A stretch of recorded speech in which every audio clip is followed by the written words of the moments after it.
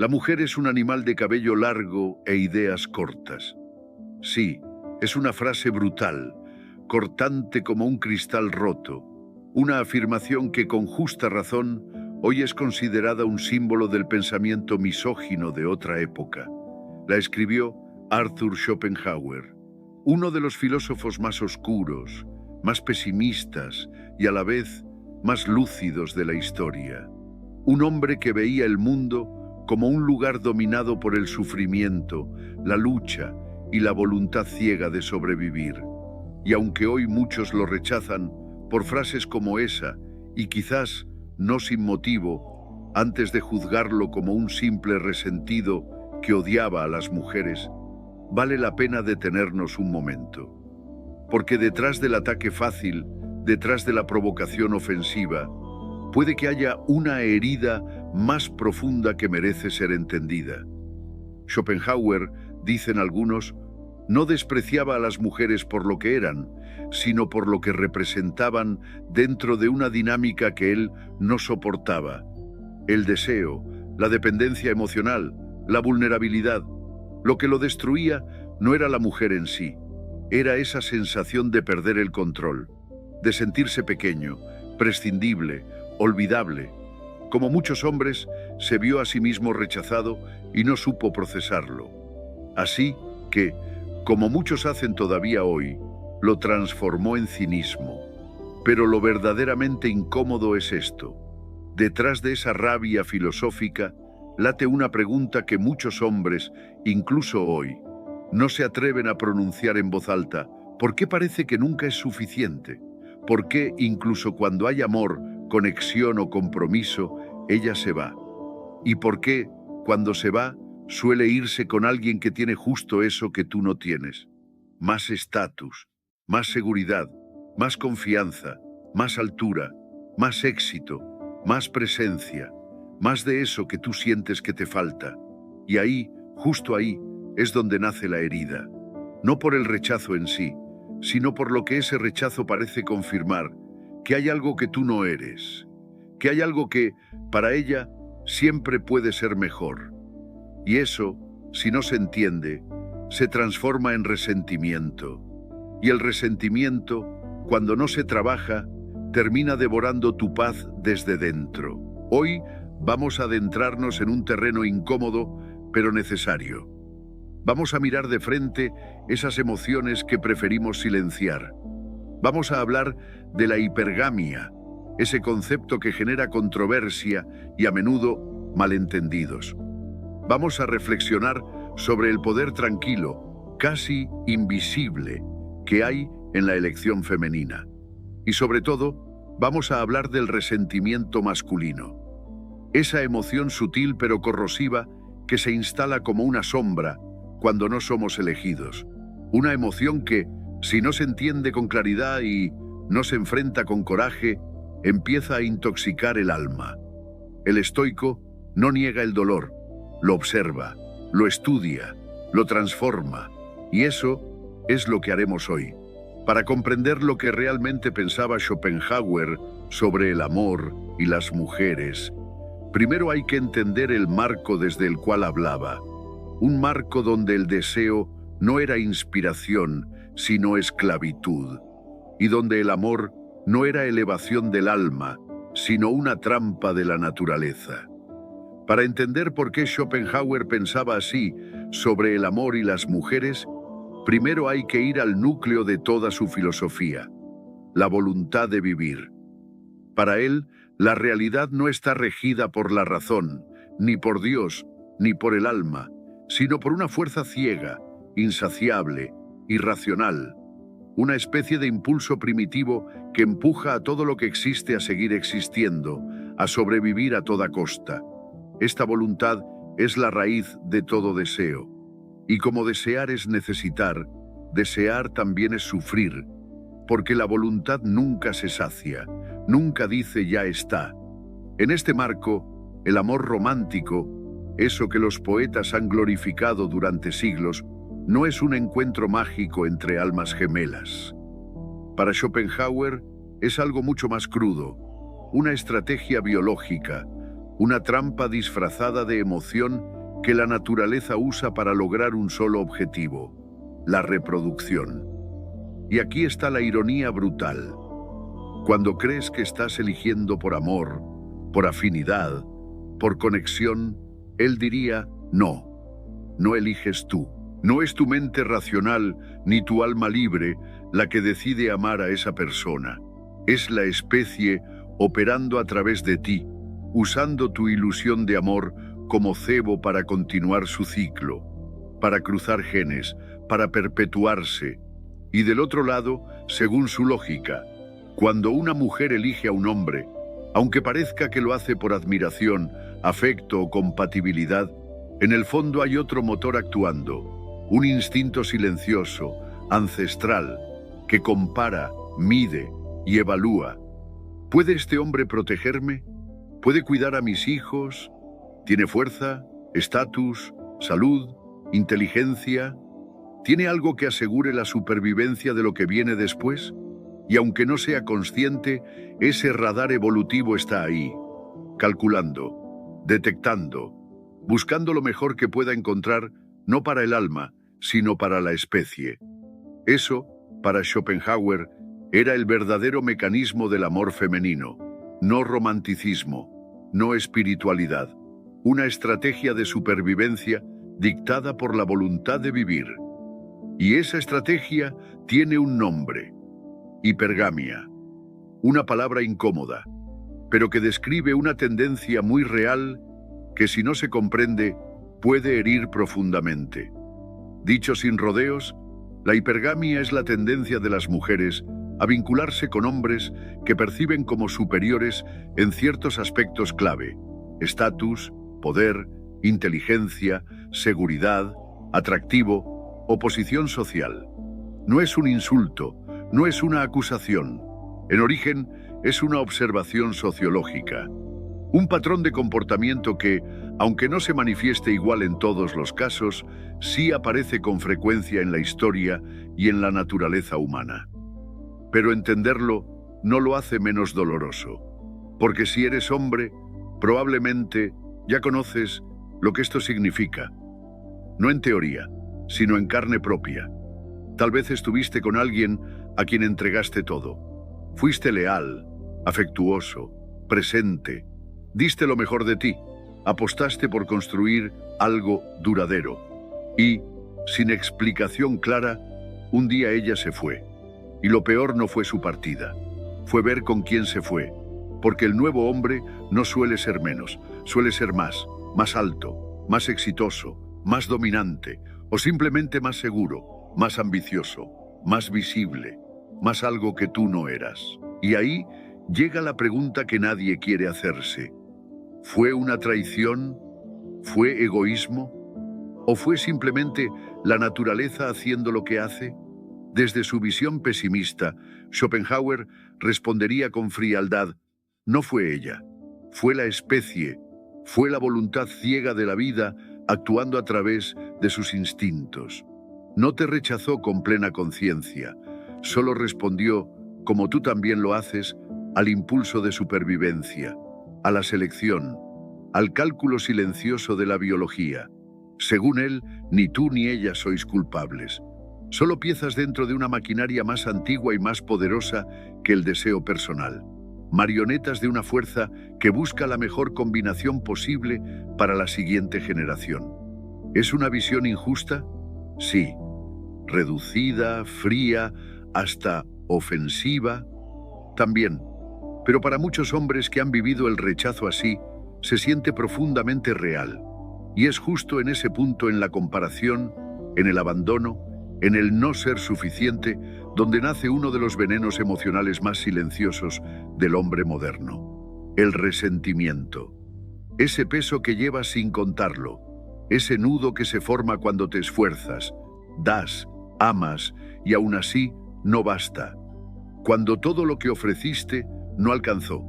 Y es en este terreno emocional, frágil y profundo, donde la filosofía de Schopenhauer deja de ser teoría y se vuelve peligrosa, porque el dolor que él no supo sanar lo transformó en desprecio, y ese desprecio Tiñó su visión de la mujer, del amor y del deseo. No es casual. Su historia personal está marcada por conflictos con su madre, una mujer fuerte, independiente y por múltiples decepciones amorosas. Pero en lugar de comprender su herida, la convirtió en dogma. Y muchos hombres, aún hoy, repiten ese patrón.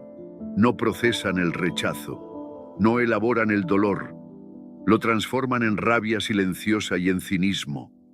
Los textos de Schopenhauer sobre las mujeres están llenos de frases duras, cargadas de generalizaciones, desprecio y una amargura difícil de ignorar. Pero más allá del rechazo evidente que hoy nos provocan, hay algo más profundo que merece ser observado sin prejuicio. Porque aunque su visión sea extrema, exagerada y claramente misógina, el origen de esa visión no parece ser odio puro, sino humillación. Una herida que muchos hombres también han sentido en silencio, el dolor de no haber sido suficiente, la experiencia de ser comparado, medido, descartado. No es una excusa, es un hecho emocional que se repite. Schopenhauer, en lugar de sanar esa herida, la convirtió en filosofía. Y ese resentimiento, que nace de sentirse reemplazable, se filtró en cada palabra que escribió sobre el amor y sobre las mujeres. Y es aquí donde este tema se vuelve aún más actual. Ese resentimiento masculino, nacido de la llamada herida hipergámica, no siempre se expresa como tristeza. Casi nunca se manifiesta con vulnerabilidad.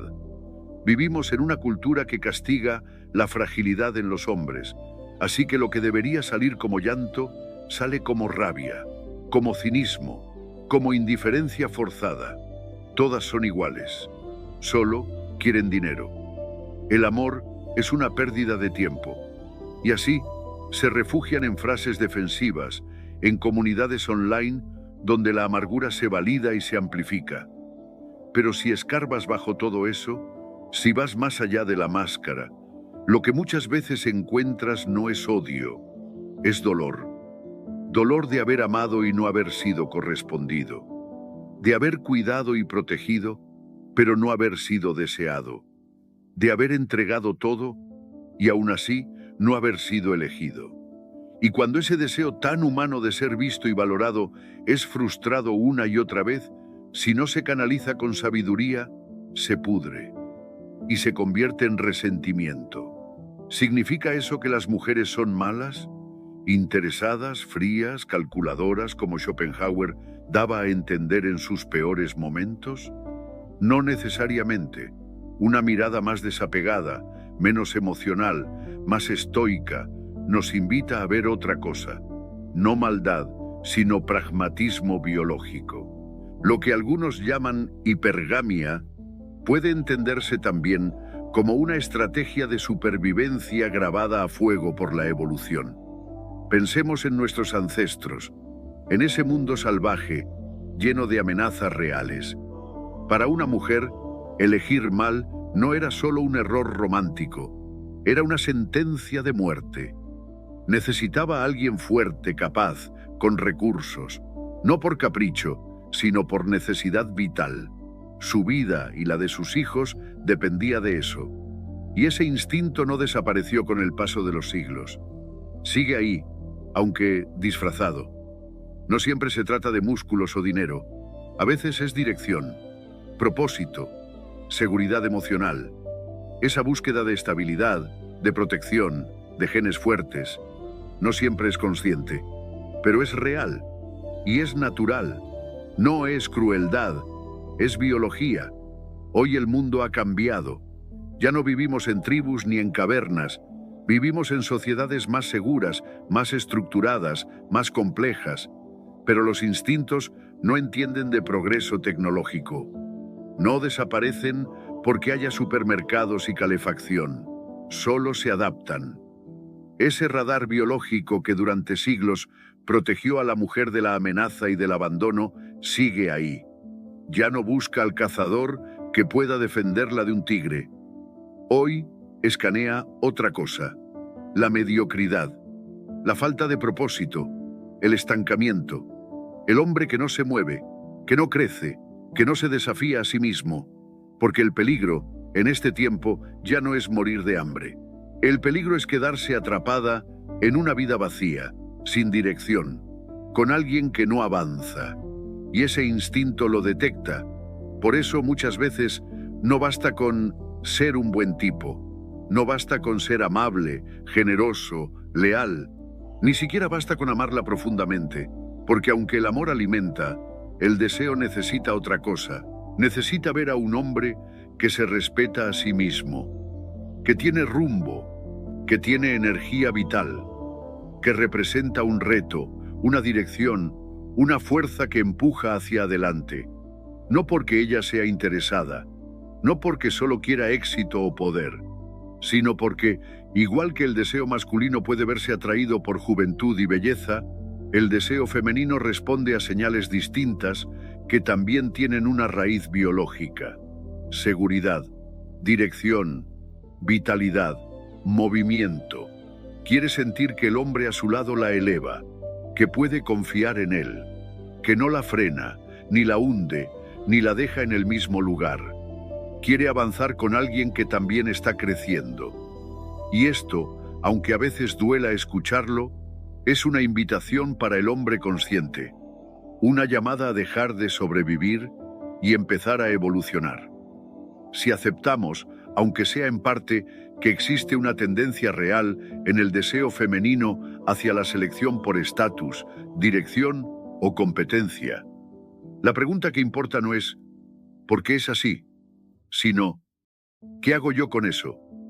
¿Cómo evitar caer en el mismo pozo oscuro en el que cayó Schopenhauer? ¿Cómo no dejar que esa herida, la de no ser elegido, se convierta en resentimiento? El primer paso, y el más difícil, es este: ver la realidad sin disfrazarla, ni con romanticismo ingenuo, ni con cinismo amargo. Aceptar que la atracción no siempre es justa, ni lógica, no significa rendirse. Significa dejar de pelear contra lo que no puedes controlar y empezar a enfocarte en lo que sí. Puedes pasarte la vida maldiciendo la tormenta, o puedes aprender a usar esa lluvia para construir. Lo mismo pasa aquí. Puedes quedarte atrapado en la queja, sintiéndote una víctima de los instintos femeninos, o puedes usar esa comprensión como impulso para crecer. Y aunque Schopenhauer no siempre vivió lo que predicó, nos dejó, sin querer, una pista valiosa.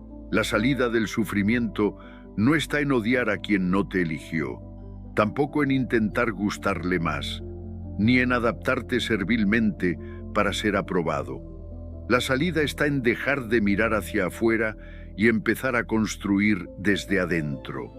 Cuando ya no necesitas validación externa para sentirte suficiente, empieza la verdadera libertad, la que no depende de ser elegido, la que se conquista cada día, en silencio, contigo mismo. Ahora viene lo más importante: deja de competir por la validación femenina. Esa carrera no solo es agotadora, también te pone en una posición de necesidad constante. Y un hombre que necesita aprobación para sentirse valioso vive encadenado. No mires al lado. No midas tu valor en función de cuánto deseas ella a otros. Compite solo con una persona, tú mismo, ayer. Invierte esa energía en ti. ¿En qué puedes crecer? ¿Puedes fortalecer tu cuerpo? Claro. ¿Cultivar tu mente? También. Leer más, aprender nuevas habilidades, desarrollar tu inteligencia emocional, aprender a responder con templanza, no con reacción, superar tus impulsos, dominar tus emociones. ¿Puedes encontrar un propósito más allá de gustarle a alguien? Sí, y ahí está la clave. Porque cuando un hombre deja de vivir para ser elegido y empieza a elegir su propia vida con determinación, algo cambia. Empieza a irradiar una energía distinta. No necesita impresionar, no necesita rogar, se vuelve magnético sin esfuerzo. Porque ya no busca validación, la lleva puesta. Y si el amor no llega, o si una relación termina, ya no se derrumba. Porque su valor no depende de ser aceptado por alguien más. Su centro de gravedad está dentro, firme, inamovible. Ese es el verdadero superhombre. No el que conquista muchas, sino el que se conquista a sí mismo, el que domina su dolor, su miedo, su resentimiento, el que convierte sus heridas en fuerza, sus pérdidas en propósito. Volvamos a lo que dijimos al principio. Sí, puede ser cierto que muchas mujeres, a nivel instintivo, buscan algo mejor. Sí, puede parecer que ese radar interno evalúa, compara y sigue adelante si no ve potencial. Pero, ¿y si en lugar de verlo como una amenaza, lo ves como una invitación? Una llamada a crecer, a no estancarte, a no quedarte congelado en la comodidad o la queja. El hecho de que ella pueda compararte con otros no significa que vivas atrapado por ese juicio. Significa que tú también puedes compararte con tu versión anterior y superarla. No lo hagas por ella, hazlo por ti, por respeto a ti, por dignidad. Construye una vida rica, plena, firme.